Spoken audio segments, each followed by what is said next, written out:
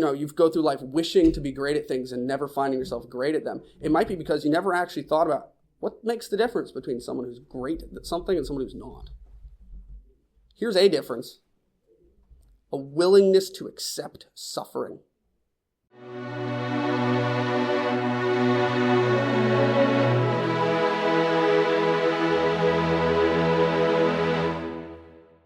You don't have to flip there if you don't want to. I'll just read it to you very briefly.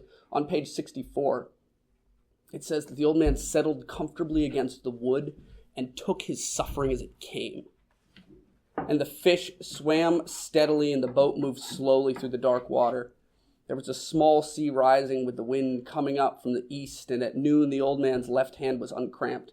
"Bad news for you, fish," he said, and shifted the line over the sacks that covered his shoulders. He was comfortable but suffering, although he did not admit the suffering at all. These sort of lines show up again and again. Suffering does not matter to a man. Pain does not matter to a man. He's comfortable but suffering, which is obviously that's a paradox. That's a little contradiction. But it shows that he is so tough. He's so courageous. He's so persevering. He has so much fortitude that he can be comfortable in his suffering. Suffering doesn't mean much to him. It says he took it as it came. Hemingway, that's his virtue. That's what he cares about. That's what he thinks makes for greatness. And it applies to every single one of the things you just said. Nick, if you were serious about it, if you really want to be good at baseball, you know how to do it. It requires long hours of practice past the point of fun.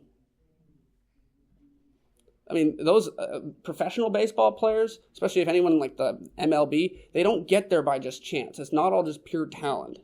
That certainly is necessary. You need talent. But at the same time, it's just long hours grinding in the batting cages. It's reps repeatedly, again and again and again, in the dust and the sweat. It's like you just go out and you grind it until even past the point of suffering. You take the suffering as it comes. People go out, remember, all the boats go out in the beginning, and one boat, the old man's boat, goes out further than anyone else's. Why? Everyone else stops when it gets a little difficult. But the old man keeps going. And soon, one boat falls away, two fall away, three fall away, all the boats fall away, and there's only one left. This is what happens with the great men, as they talk about, the great baseball players, the great managers. They go further. They dig deeper. They take more pain. Until it's just one last one standing. And you got to think, maybe that could be you. Pick, whatever it could be, pick it. It's like, if you want to be really good at academics, you know how to do it, Aaliyah. It's like, your classmates fall behind. Why are they falling behind? Because, if you were doing more. Because when other people are doing the comfortable thing during class, during study hall, when they get home at night, you did more. When they said, I really don't want to do that, I can't do that right now, it's just too hard, you said, I'll take it anyway. When they said, I don't want to read one more page, you read 2 more pages. When they said, I don't want to have to study another 30 minutes for this exam, you studied another 2 hours for the exam. When they just got kind of lazy and distracted, they didn't want to pay attention in class, you were attentive and you cared. You put in the effort. When they said, I wrote the essay, I kind of edited it, but not very much, you edited it 3 times over and you looked at every word twice. It's like, that's not comfortable. No one likes to do that. That's why great students are rare. That's Hemingway's point. It's like, you want to be great? You're going to have to take some pain. It's not going to be comfortable. Learn how to get comfortable in pain. That's how you can be great. It's almost a stoic mindset, but I think it's quite helpful. There's something very true about it. It's that virtue of courage. I mean, the list goes on. You want to be good at fitness. There's a prime example. My goodness. I don't care what they say. Some people will pretend, but no one enjoys the burn of a workout. People like the feeling after a workout. They like feeling healthy. They like feeling fit. They like feeling like they're at their best. They like the challenge. They like, competing with themselves and others and winning. No one likes the feeling of strenuous exercise. No one likes feeling short of breath. No one likes, when you're lifting weights, you're literally tearing your muscles again and again and again, and that's how they grow. But it's suffering, which is why it's so hard to do. It's why people just fall behind. You go running. It's like the race is a fine example of this. You can actually see it happening. Some people, they just fall behind. Why? Well, partially it's guts. It's very unpleasant to run. There's something pleasant involved, but there's also certainly suffering involved. And then you say, well, that person just has more talent. Yeah, talent factors in.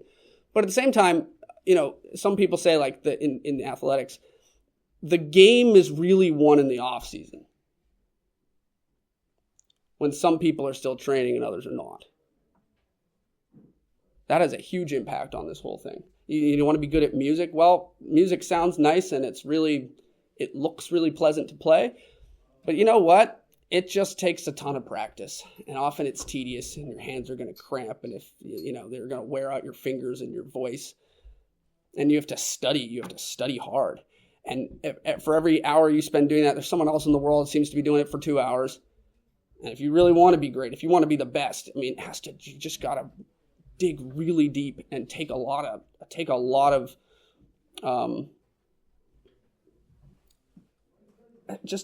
difficulty and setbacks and struggles as they come.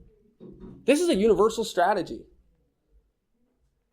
And I would encourage you to actually think about it, because if you choose to apply yourself, if you say, I'm willing to take pain in this area in order to be great at this thing, there's a key to success.